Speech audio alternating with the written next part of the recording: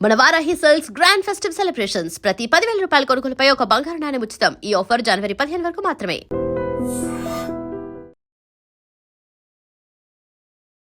Dream viewers అందరికీ స్వాగతం సుస్వాగతం. సో పావలా శ్యామల గారి జీవితం మనందరికీ తెలుసు. సుమారు 300కు పైగా సినిమాలు చేసిన ఆవిడ. నార్మల్లీ అందరూ ఏమనుకుంటారంటే సినిమా వాళ్ళ జీవితం రంగులమయం అనుకుంటారు, కానీ ఆవిడ జీవితం మొత్తం పాపం అంధకారమే మిగిలింది. ఈ టైంలో ఆవిడ ఇలా ఉండడం అంటే నేను బాధ ఏంటంటే ఇంతకు ముందు నుంచి ఆవిడ స్థితి కొంచెం దీన స్థితికి వెళ్ళడం మనందరికీ తెలుసు. అప్పుడు కొంతమంది పాపం సహాయం చేయడానికి ముందుకు వచ్చారు. ఆ టైంలో నేను కొన్ని కమెంట్స్ ఏం విన్నానంటే నెగిటివ్ కమెంట్స్ పెట్టే వాళ్ళకి చెప్తున్నాను అనమాట. వీళ్ళకి ఎంత ఇచ్చినా సరిపోవట్లేదు అని చెప్పి కొంతమంది మాట్లాడారు. బట్ వాళ్ళ గురించి ఏం తెలుసని అలా మాట్లాడారు నాకు అర్థం కాలేదు. మీరు మొన్న న్యూస్ చూస్తే వాళ్ళిద్దరూ అంటే తల్లి కూతురు కలిసి వాళ్ళ కూతురుతో కలిసి సూసైడ్ అటెంప్ట్ చేశారనమాట. అంటే అంత దీనస్థితికి వాళ్ళు అయితే వెళ్ళిపోయారు. కనీసం బ్రతకాలని కూడా అనిపించలేదు. 300కు పైగా సినిమాలు చేసి మనందరినీ ఆవిడ కామెడీతో ఎంతో అలరించిన ఆవిడ ఈరోజు ఇలాంటి స్థితిలో ఉండడం అంటే ఆవిడని మీరు చూస్తే నిజంగా హృదయం చలించిపోతుంది అనమాట. అంటే పాపం వాళ్ళ అమ్మాయి అంటే చాలా మంది ఏమనుకుంటారంటే పాపం వాళ్ళ అమ్మాయి వయసులోనే ఉన్నారు కదా, ఏదైనా వర్క్ చేసుకోవచ్చు అని అనుకుంటారు. బట్ ఆవిడ కనీసం నడవలేని స్థితిలో ఉన్నారు. ఆవిడకి సర్జరీలు అయినాయి, మల్టిపుల్ సర్జరీస్. ఇంకా కూడా ఆవిడ కాళ్ళకి సర్జరీ చేయాల్సిన స్థితికి వచ్చారనమాట. వీలైతే సహాయం చేయండి, కానీ ఇలాంటి నెగిటివ్ కమెంట్స్ దయచేసి పెట్టకండి. సో ఈ సూసైడ్ అటెంప్ట్ తర్వాత దైవం మానుష్య రూపేణ అన్నట్టుగా ఆర్కే ఫౌండేషన్ నుంచి డాక్టర్ రామకృష్ణ గారు పావలా శ్యామల గారిని అండ్ ఆవిడ కూతుర్ని కలిపి తీసుకొచ్చి మేము చూసుకుంటాం అని వారికైతే ఒక భరోసా, ఒక మనోధైర్యాన్ని అయితే ఇచ్చారనమాట. పావలా శ్యామల గారి పరిస్థితి చూస్తే మనకే చాలా దయనీయమైన స్థితిలో ఉన్నారు. మనకే హృదయం చలించిపోతుంది. మీరు ఒకవేళ నిజమైన సినిమా ప్రేమికులు అయితే ఎంతసేపు ఆ స్టార్ హీరోల కోసం లక్షలు ఆల్రెడీ కోటీశ్వరులు అపర కోటీశ్వరులైన వాళ్ళ కోసం మీరు 100,000 ఖర్చు పెట్టడం కాదు. నిజంగా ఒకవేళ సినిమా ప్రేమికులు అయితే ఎవరికైతే అవసరం ఉందో వాళ్ళకి ఇవ్వండి మీ డబ్బులు. అప్పుడు మీరు నిజమైన సినిమా ప్రేమికులు అనిపించుకుంటారు. మాట్లాడితే #TFI బానిస ఇలాంటివన్నీ ఈ సొల్లు డైలాగులు చెప్పుకోవడానికి తప్ప నిజమైన ప్రేమ అనేది కాదు. మీరు ఒకవేళ కళారంగాన్ని ప్రేమిస్తే అవసరం ఉన్న వాళ్ళకి సహాయం చేయండి, అంతే తప్ప ఏదో నెగిటివ్ కమెంట్లు పెట్టడం.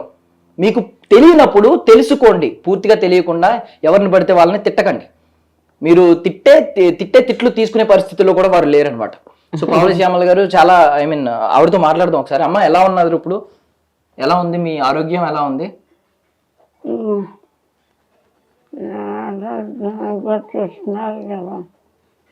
అయితే ఇవాళ ఇలా ఉందండి మీరు వచ్చిన వేళ.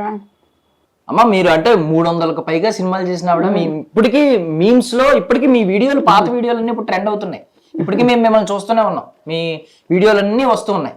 కానీ మీరు ఇలాంటి స్థితిలోకి వెళ్ళడం నిజంగా మాకే చాలా బాధాకరంగా ఉంది. మీరు అంత సూసైడ్ చేసుకుని ఎంత స్థితికి రావడం ఏంటమ్మా? అసలు ఏమైంది అంటే మీకు ఇప్పుడు మీకు మనోధైర్యం ఏం కరువైంది? అసలు ఇంతమందిని ఆలోచించిన మీకు మనోధైర్యం ఎందుకు కరువైంది?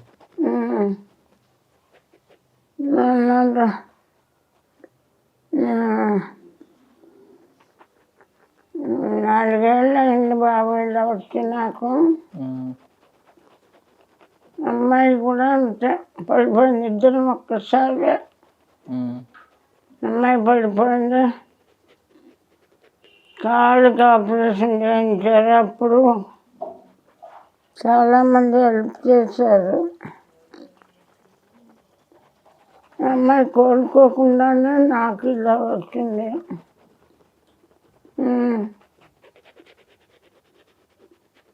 కాకపోతే అంటే నాకు ఇంత దానిలో కూడా నాకు అనిపించింది ఏంటంటే నా కూతురు ఏమైపోద్దో అంటున్నారు మీరు ఈ వయసులో కూడా. నా కూతురు ఏమైపోద్దో అనే బాధ అంటే తల్లికి ఎంత ఉంటుంది వాళ్ళ పిల్లల మీద. అంటే మీరు నడవలేని స్థితిలో ఉన్నారు, మీరు మీ హెల్త్ ఏంటో మీకే తెలియని స్థితిలో మీరు ఉన్నారు, మీకు హార్ట్లో హోల్స్ ఉన్నాయి. ఇలాంటి స్టేజ్లో కూడా మీరు మీ కూతురు గురించి ఆలోచిస్తున్నారు. మొన్న ఇంటర్వ్యూ చూశాను నేను, మొట్టమొదటి మాట మీ కూతురు గురించి మాట్లాడుతున్నారు. నా కూతురు ఏమైపోద్దో అని భయం వేస్తుంది, నేను పోతే నా కూతురు ఏమైపోద్దో అని. అలా తల్లి ప్రేమ ఎంత బాగుంటుందని ఇప్పుడు అర్థమవుతుంది అన్నమాట కొన్ని ఇలాంటివి చూస్తుంటే.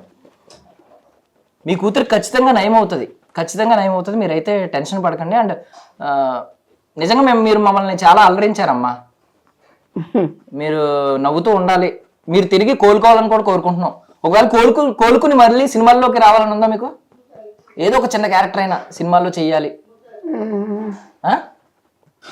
మీరు ఇందాక చాలా బాగా మాట్లాడారు బాబు. ఉమ్, మీరు ఫస్ట్ మాట్లాడింది చాలా బాగుంది. ఉమ్. మీరేం బాగా మాట్లాడారు, నేనేం మాట్లాడగలను ఇంకా. మీకు మళ్ళీ సినిమాల్లోకి రావాలని ఉందమ్మా? చిన్నగా అయినా ఒక చిన్న క్యారెక్టర్ అయినా చేయాలని ఉందా కోలుకుని? అలాంటి ఆశ లేదు బాబు, ఉమ్, నాకు అలాంటి ఆశ లేదు. 55 సంవత్సరాలు ఉమ్. ఆర్టిస్ట్గా బతికి ఇప్పుడు ఇలా ఆత్మహత్య తప్ప మరో దారి లేని విధంగా అయిపోయినా. అయ్యో మీరు అలా అనకూడదమ్మా. ఇప్పుడు చిరంజీవి గారు ఇంకా సినిమాల్లో హీరో కింద చేస్తున్నారు, ఆయనకి 70 సంవత్సరాలు దాటినాయి. మీరు అలా అంటే అలాగ మీరు మళ్ళీ సినిమాల్లోకి రావాలి, మళ్ళీ చేయాలని మేము కోరుకుంటున్నాం, కోలుకోవాలని కోరుకుంటున్నాం మేము. ఈ జన్మ కాదేమో, ఈ జన్మలో లేదు ఇంకా ఛాన్స్. మీ అమ్మాయి గురించి మీరు చాలా ఆవేదన చెందుతున్నారు. అసలు అంటే ఏం కోరుకుంటున్నారు మీ అమ్మాయి జీవితంలో? ఉన్న ఆశలు ఏంటి? మీ మీద ఎలాగో మీకు ఆశలు లేవు పెద్దగా. నేను ఈ ప్రపంచాన్ని 55 సంవత్సరాలు ఆర్టిస్ట్గా చూసా. ఉమ్, ఇప్పుడు ఓల్డేజ్ హోమ్లో ఉంటూ దీనస్థితిలో ఉంటూ చూసా. ఇప్పుడు 25 ఏళ్ళ నుంచి ఉమ్, ఈ ప్రపంచంలో బతికే అర్హత మాకు లేదు. అలా అనకండి అయ్యో. నా బిడ్డను వదిలేసి నేను చనిపోతే దానికి అసలు లేదు, నన్నే చూడలేదు. ఇంక నా బిడ్డను ఎవరు చూస్తారు? మీ బిడ్డ మీ కళ్ళ ముందు కోలుకుని మంచిగా తిరిగితే అప్పుడు మీకు ఆనందంగా ఉంటారా? అప్పుడు పోనీ అప్పుడు ఆ రోజు వస్తే అప్పుడు కదా. వస్తుంది ఆ రోజు. మీ అమ్మాయికి మళ్ళీ సర్జరీ చేస్తే కాలుకి మళ్ళీ మీ అమ్మాయి మామూలుగా నడుస్తారు కొన్ని రోజుల్లో. ఏంటమ్మా ఇప్పుడు ఆర్కే ఫౌండేషన్లో ఎలా చూసుకుంటున్నారు మిమ్మల్ని? ఆయన మాట ఇచ్చారు నేను చూసుకుంటా ఇక నుంచి అని చెప్పి. రామకృష్ణ గారు ఇంకో ఇక్కడే ఉన్నారు, ఎలా చూసుకుంటున్నారు ఏంటి? రామకృష్ణ గారి పరిచయం కాకపోతే మీరు ఇవాళ ఇంటర్వ్యూకి వచ్చేవాళ్ళు కాదు, మేము ఉండేవాళ్ళము కాదు. మేము ఉంటే కదా మీరు ఇంటర్వ్యూకి వస్తారు. నేను ఉంటే కదమ్మా ఆయన. నేను ఉన్నానంటే రామకృష్ణ గారి దయ ఇదంతా. మీకు మగపిల్లలు లేరు కదమ్మా? లేదమ్మా. రామకృష్ణ గారు ఇప్పుడు మీ ఒకవేళ కొడుకు పుడితే ఇలాగే ఉండేవాడు అని అనుకుంటున్నారా?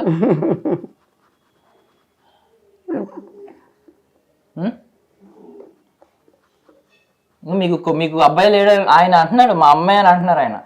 ఆయన కూడా ఆయన తల్లిని కోల్పోయారు. మీలో ఆయన తల్లిని చూసుకుంటున్నారు ఆయన.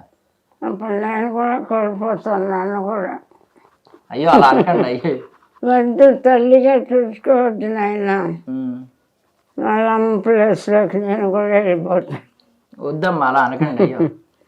వాళ్ళ దయతో మమ్మల్ని జాలిపడు. ఒక ఆర్టిస్ట్ ఇలా అయిపోయింది, మనం కూడా కాపాడకపోతే ఈ ఫౌండేషన్ ఎందుకు నేను ఎందుకు అనుకొని ఉంటాడు. శ్యామల గారు మంచి ఆర్టిస్ట్గా పేరు తెచ్చుకున్నారు. తల్లి కూతురు నిస్సహాయ స్థితిలో బతకలేమనుకొని చచ్చిపోవాలనుకుంటున్నారు. వాళ్ళని బ్రతికించకుండా వాళ్ళు అలా వదిలేస్తే ఇంకా నేను ఫౌండేషన్ పెట్టుకొని లాభం. ఇలాంటి వాళ్ళని కాపాడటానికి కదా నేను ఫౌండేషన్ పెట్టుకుంది అని అనుకుని నా బిడ్డను కాపాడాలని నేను అనుకుంటున్నాను. ఆ భాషలో అది మీరు ఇంకా వాళ్ళని అడిగి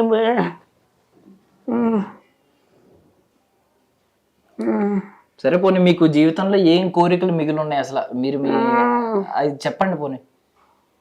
కోరికలు చెప్పేంత గొప్పదాన్ని కాదు, తీర్చేంత గొప్పదాన్ని కాదు నాయన. నా బిడ్డను నేను బిజీగా ఉండి పట్టించుకోలే, దాని జీవితాన్ని సెటిల్ చేయలే. తల్లిగా అది నా తప్పు. నన్నే గౌరవంగా చుట్టాల ఎవరు, నా బిడ్డను ఎవరు చూస్తారు? అందుకని నా బిడ్డను సో మాట్లాడలేకపోతున్నారండి మనం. అమ్మ మీరు రెస్ట్ తీసుకోండి. సో చూసాం కదండి అసలు పావల శ్యామల గారి పరిస్థితి ఎలా ఉందో. నెగిటివ్ కమెంట్స్ చేసే వాళ్ళకి మళ్ళీ చెప్తున్నా, అంటే నాకు తెలిసి మీరు చూసారండి నెగిటివ్ కమెంట్స్? కొన్ని చూసాయండి, అది కొంచెం బాధాకరం అనిపించింది. ఎందుకంటే వాళ్ళు ఇంకా ప్రపంచంతో సంబంధం లేదు, మేము అన్ని విధాలుగా డౌన్ అయిపోయామని చనిపోయే కండిషన్లో చనిపోవడానికి వెళ్ళిన వాళ్ళు. సో ఇప్పుడు అలా నెగిటివ్ కామెంట్స్ ఇవ్వడం కొంచెం బాధగానే అనిపించింది. బట్ ఒక్కొక్కరు మెంటాలిటీ ఒకలా ఉంటుంది, మనం ఎవరిని క్రిటిసైజ్ చేయలేం. బట్ జెన్యున్గా అక్కడ చూస్తూ ఉన్నాను కాబట్టి నేను వాళ్ళు ఏ కండిషన్లో వచ్చారు, మేము ఇంకా బతకడం వేస్ట్ అనే కండిషన్లో వచ్చారు. ఆల్మోస్ట్ ఒక 5 days 6 days ట్రీట్మెంట్ తీసుకుంటే తప్ప మాట్లాడే కండిషన్ కూడా రాలేదు. సో ఆ కండిషన్ నుంచి మళ్ళీ ఇప్పుడు 1 weekగా మాట్లాడే కండిషన్కి వచ్చారు, అంతకుముందు మాట్లాడే కండిషన్ లేదు. పెయిన్ఫుల్ సిచ్యువేషన్లో నెగిటివ్ కామెంట్స్ని తీసుకొని ఎవరికైనా పెయిన్గానే ఉంటుంది. నా request, possible please avoid negative comments. వీలైతే ఒక మంచి గురించి గుడ్ స్ప్రెడ్ చేద్దాం. ఎందుకంటే ప్రతి వ్యక్తిలో పాజిటివ్ నెగిటివ్ రెండూ ఉంటాయి. ఉండేటప్పుడు ప్రతి వ్యక్తిలో ఉంటాయి. మనకి అవసరమైన పాజిటివ్ని తీసేసుకొని నెగిటివ్ని వదిలేస్తే ఏ ప్రాబ్లం లేదు. అండ్ మీరు చూస్తే ఇప్పుడు ఎవరైనా జస్ట్ ఒక 10 సినిమాలు చేసిన యాక్టర్ వెంట కూడా సెల్ఫీలు అంటూ పరిగెడుతూ ఉంటారు. ఎవరైతే ఇప్పుడు సినిమాలు చేస్తున్నారు, 300కు పైగా సినిమాలు చేసిన ఆవిడ ఇప్పుడు ఈ రోజు ఇలాంటి పరిస్థితిలో ఉన్నప్పుడు ఎవరన్నా బయట అభిమానులు అని వచ్చి సెల్ఫీలు తీసుకుని లేదా మంచిగా మాట్లాడి ఫ్రూట్స్ కొనిచ్చి ఇలాంటి పరిస్థితులు ఏమైనా చూసారా మీరు?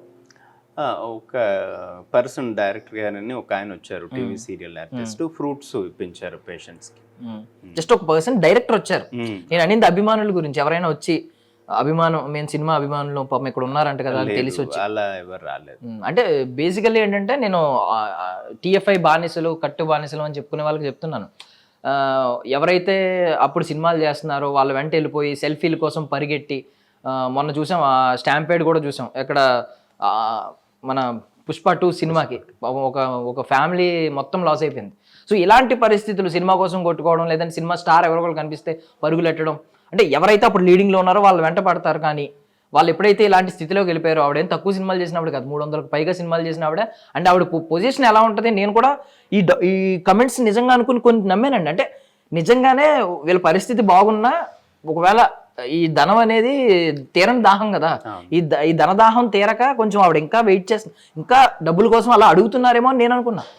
మొన్న సూసైడ్ అటెంప్ట్ అనేసరికి నాకు కొంచెం బాధేసింది. ఈ రోజు అందుకే చూడడానికి వచ్చాం అసలు ఎలా ఉంది పొజిషన్ అని.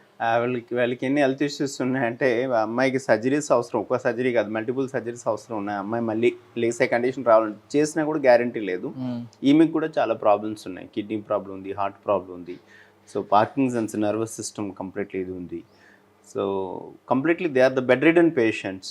వాళ్ళు 90% ఇంకా నడిసి లిగిసే పరిస్థితి లేదు. So whatever they can, మనం ఆ బెడ్ మీద మాత్రం వాళ్ళని ట్రీట్ చేయాలి. దట్ మెడికల్ ట్రీటింగ్ ఉండాలి. నార్మల్గా వేరే ఇంట్లో కానీ ఎక్కడైనా పెట్టుకుని చూసుకునే కండిషన్ లేదు. సో మీకు కుదిరినంత వరకు మీరు ఫుడ్ దగ్గరికి పెడుతున్నారు, ఫుడ్ ఇస్తున్నారు, వాళ్ళకి షెల్టర్ ఇస్తున్నారు, ట్రీట్మెంట్ కూడా మీకు కుదిరినంత వరకు అందిస్తున్నారు. బట్ మీరు వీటన్నిటికంటే మనోధైర్యాన్ని ఇచ్చారు వాళ్ళకి. ఈరోజు మళ్ళీ బ్రతుకుతామనే ధైర్యం వచ్చింది. సూసైడ్ చేసుకున్న ఆవిడ ఈరోజు కొంచెం కోరికలు లేవు, కానీ వాళ్ళ అమ్మాయి గురించి ఆవిడకి ఇంకా బెంగ ఉంది. మా అమ్మాయి గురించి బతకాలి, నేను చనిపోతే, నేను ఉన్నప్పుడే మా అమ్మాయి పరిస్థితి బాధాకరంగా ఉంది, నేను చనిపోతే ఇంకా మా అమ్మాయికి అస్సలేమీ ఉండదు అని చెప్పేసి ఆ సఫరింగ్ అనేది మదర్లో ఉంది. ఇప్పుడు ఎంత అవుతుందండి ఆవిడకి ఒకవేళ సర్జరీ చేస్తే? ఒక 3 to 4 lakhs మధ్యలో అవ్వచ్చు, హాస్పిటల్ బట్టి అంత అవుతే సెట్ అయ్యే అవకాశం ఉంది. లెగ్స్ సెట్ బట్ 100% మళ్ళీ నడుస్తుందని చెప్పలేం కానీ, బట్ దాని తర్వాత ఫిజియోథెరపీ అంతా చేస్తే ఛాన్సెస్ ఆర్ దేర్. సో ఎవరైనా అంటే తప్పుగా అనుకోకండి, ఒకవేళ కోపం వచ్చి అన్న నేను అన్న మాటలకి మీరు నన్ను తిట్టినా పర్వాలేదు, కానీ ఎవరైనా సహాయం చేయాలనుకుంటే మాత్రం దయచేసి సహాయం చేయండి ఇలాంటి వాళ్ళకి. లిటరల్లీ నిజంగా నేను చూశాను ఈరోజు వాళ్ళ పొజిషన్ ఎంత దీన స్థితిలో ఉందో. అంటే ఒకప్పుడు అంత రాజయోగం, మనం చూసాం కదా 300 సినిమాలు చేసిన ఆవిడ ఇలాంటి పొజిషన్లో ఉంటుందంటే ఎవరికైనా కొంచెం హృదయం చలిస్తుంది. సో మీ వంతుగా మీరు ప్లీజ్ ఎవరైనా మీకు తోచినంత సహాయం చేయండి ఆర్కే ఫౌండేషన్కి. అండ్ వాళ్ళు ఆర్కే ఫౌండేషన్ ఒకవేళ మీరు సహాయం చేయకపోయినా, మీరు ఎవరు సహాయం చేస్తానని తెలియకముందే వీళ్ళైతే వాళ్ళకి ప్రామిస్ చేశారు, మేము చూసుకుంటాం వాళ్ళ బాధ్యతని. పాపం వాళ్ళకు కూడా మీ సహాయాన్ని అందించండి. అండ్ సార్ ఎలా స్టార్ట్ అయింది అసలు ఆర్కే ఫౌండేషన్, ఏ ధ్యేయంతో మొదలైంది, కారణం ఏంటి, ముఖ్య కారణం? నేను చిన్నప్పుడు మా అమ్మగారు బెడ్ రిడన్ పేషెంట్గా చనిపోయారు న్యూరో ప్రాబ్లంతో. సో మా అమ్మగారు చాలా హెల్తీగా ఫిట్గా ఉన్న వ్యక్తి, జస్ట్ 3 to 4 monthsలోనే బెడ్ రిడన్ అయ్యి ఆవిడ కంప్లీట్లీ బాగా వీక్ అయిపోయి బెడ్ సోర్స్తో చనిపోవడం జరిగింది. సో అది నేను చూశాను. నేను అప్పుడు పిల్లవాడిని కాబట్టి ఏం చేయలేకపోయాను పెద్దగా మా అమ్మగారికి. సో అప్పుడు అనుకున్నాను, పెద్ద అయిన తర్వాత అట్లీస్ట్ ఒక 10 మందికైనా పేషెంట్స్కి హెల్ప్ చేద్దాం, బెడ్ రిడన్ వాళ్ళకి హెల్ప్ చేద్దాం అనుకున్నాను. దేవుడు కొంచెం నాకు ఎక్కువ అవకాశం ఇచ్చాడు, మంచి ఫ్రెండ్స్, మంచి బిజినెస్, మంచి ఫ్యామిలీ ఇవన్నీ ఇవ్వడం వల్ల సో ఆల్మోస్ట్ గత 18 సంవత్సరాలుగా 15,000 మంది పేషెంట్స్కి మనం ఇలాంటి వాళ్ళకి చేయగలిగాం. 18 సంవత్సరాలుగా 18 సంవత్సరాలుగా 15,000 మంది పేషెంట్కి చేయగలిగాం. 3 years బ్యాక్ 15 years యానివర్సరీ కూడా ఫంక్షన్ చేసుకున్నాం, దానికి గవర్నర్ గారు వచ్చారు. సో 12 years నా కంపెనీ సపోర్ట్తో నేను ఓన్గా రన్ చేస్తాను. ఇది ఒక 5-6 years నుంచి ఇంకా ఇది రన్ చేయడం కష్టం, ఎందుకంటే ఇది రన్ చేసే ప్రాసెస్లో ఒక 3 CR ప్రాపర్టీ కూడా డిస్పోజ్ చేయాల్సి వచ్చింది నేను. ఎందుకంటే నార్మల్ వ్యక్తికి అన్నం పెట్టడం వేరు, ఇక్కడ పేషెంట్స్ మీరు చూస్తుంటారు, ఈ సెకండ్ ఫ్లోర్ ఇంకా సీరియస్ కండిషన్ పేషెంట్స్ ఉంటారు. నార్మల్ వ్యక్తిని ట్రీట్ చేయడం ఈజీ ఉంటుంది, వాళ్ళకి నార్మల్ ఫుడ్ ఇస్తే సరిపోదు. పేషెంట్స్ అనేటప్పటికీ డైపర్స్కి, గ్లౌజెస్కి, మెడిసిన్స్కి, మళ్ళీ సర్వీసెస్, డాక్టర్స్ కానీ నర్సెస్ కానీ అంతమంది ఫ్రీగా రాలేరు కదా మనకి వాలంటరీగా. ఇవన్నీ చూసుకుంటే ఇది బిగ్ బర్డెన్. సో అందువల్ల ఒకప్పుడు 60 మందికి చేసేవాడిని, దాన్ని 45 మందికి తీసుకొచ్చాను. బట్ స్టిల్ 2-3 పెరుగుతుంటారు, తరుగుతుంటారు. సో లాస్ట్ 6 years బ్యాక్ ఇది క్లోజ్ చేద్దాం అనుకుని, నా ఫైనాన్షియల్గా టైర్డ్ అయిపోయాను, ఏదో మా అమ్మగారి గురించి చేద్దాం అనుకున్నాను, చేశాను. బట్ అప్పుడు పోలీసు వాళ్ళ డిపార్ట్మెంట్ వాళ్ళు వచ్చి, డాక్టర్ గారు మీకు హెల్ప్ కావాలని మాకు తెలీదు, మేము ఇస్తూ ఉన్నాం, మీరు చేస్తూ ఉన్నారు, మీ వల్ల అయింది, సో ఇప్పుడు మీకు హెల్ప్ అవసరం ఉంది కాబట్టి మేము పెద్దవాళ్ళకి ఇన్ఫార్మ్ చేస్తే అని సజ్జనార్ సార్కి, పెద్దవాళ్ళు IPS ఆఫీసర్లు వాళ్ళు తీసుకొచ్చారు. వాళ్ళతో పాటు కొంతమంది ఇన్కమ్ ట్యాక్స్ ఆఫీసర్స్ కూడా వచ్చారు. సో అప్పటి వరకు మనకి ఎలాంటి ట్యాక్స్ ఎగ్జామ్షన్స్ ఏం లేవు, ఓన్గా అవుతుంది, చేసుకుంటూ పోతూ ఉన్న ఫ్యాషన్తో. రామకోటయ్య సార్ని ఇన్కమ్ ట్యాక్స్ కమిషనర్ ఆయన వచ్చి, ఆయన మొత్తం మనకు పర్మిషన్స్ అన్నీ ఇప్పించి ఒక ఆఫీసర్ని పెట్టి, ఆయనే కమిషనర్లు అందరి దగ్గర నుంచి కూడా ఎవ్రీ మంత్ కొంత అమౌంట్ మనకు వచ్చేటట్టు, పోలీస్ డిపార్ట్మెంట్ నుంచి కూడా అలాగే సజ్జనార్ సార్ ఎవరైతే ఉన్నారో అప్పటి నుంచి కూడా మనకి ఆయన మెయిన్ సపోర్ట్. ఆయన కూడా కింద ఆఫీసర్స్ని మోటివేట్ చేసి, మీరు పేషెంట్లు పంపించడమే కాదు, పేషెంట్లతో పాటు మనం హెల్ప్ కూడా చేద్దాం, ఆర్కేకి హెల్ప్ అవసరం ఉంది అని చెప్పేసి.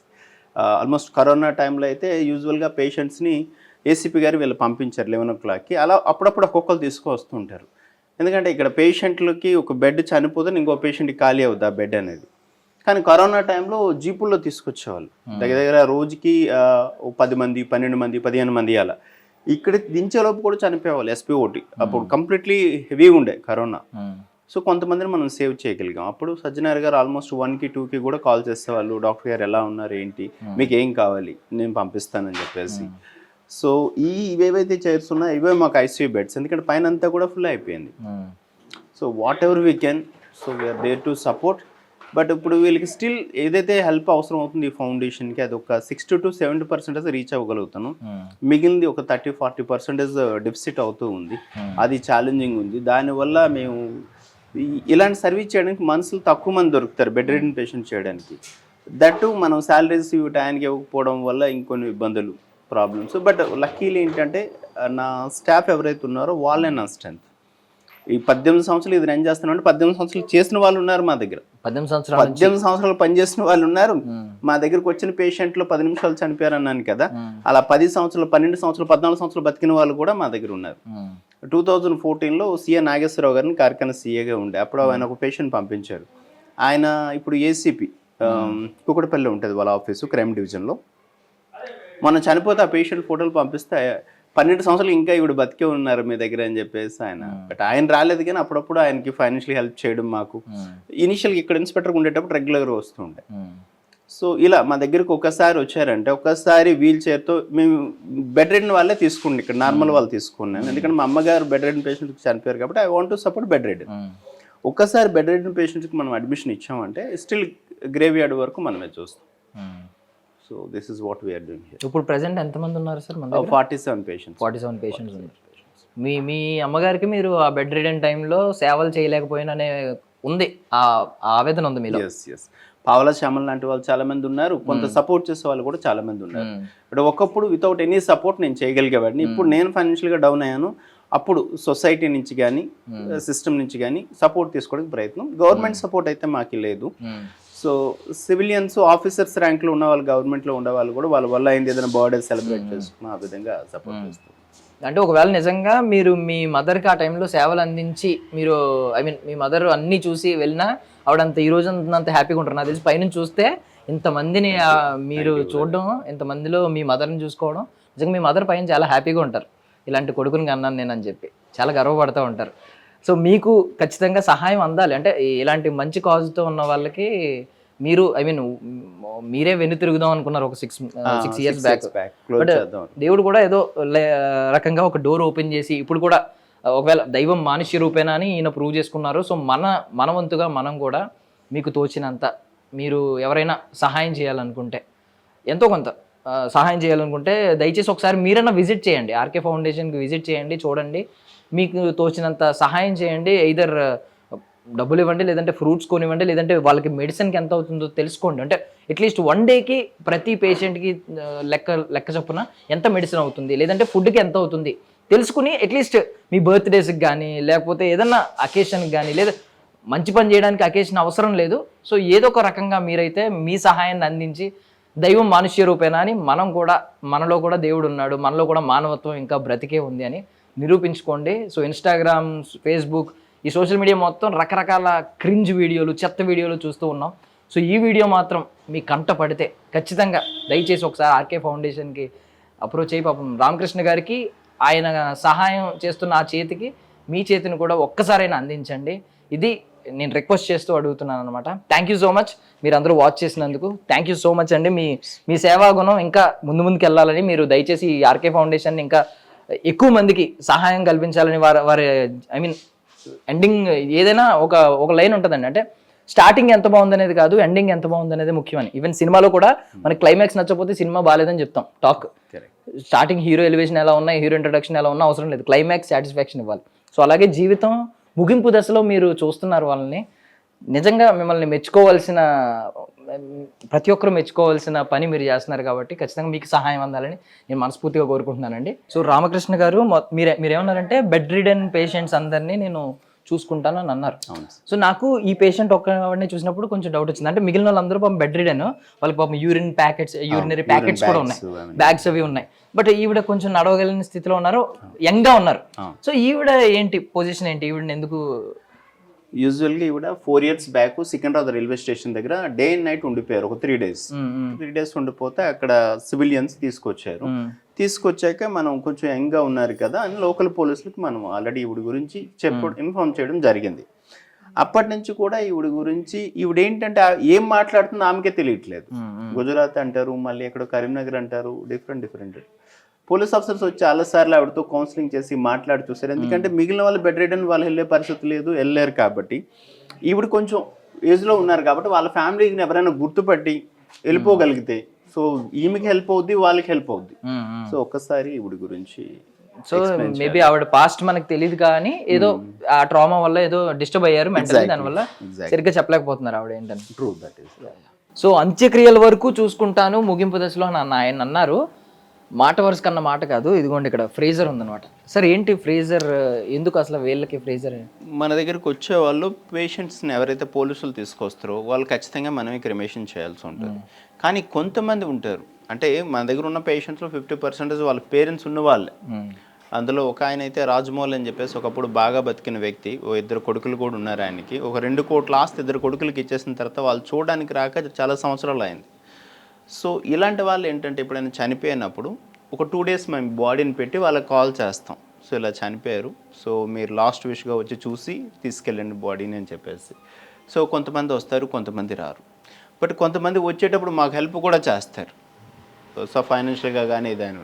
సో దానికోసం ఇది ఎక్కడైనా ఉండేవాళ్ళు వచ్చేలోపు సో మేము ఈవెన్ పోలీస్ వాళ్ళ ద్వారా వచ్చే వాళ్ళకి కూడా ఇన్ఫార్మ్ చేస్తాం, ఫైనల్గా దొరుకుతారేమో చూడండి, ఎవరైనా ట్రేస్ అవుట్ అవుతారేమో, మనం బాడీని హ్యాండ్ ఓవర్ చేద్దామని. సో కొన్నిసార్లు అవుద్ది, కొన్నిసార్లు కాదు. సో ఒకసారి వీల్ చైర్ మీద ఒక పేషెంట్ వచ్చారంటే సో ఎండ్ టు ఎండ్ మనం ఇక్కడ.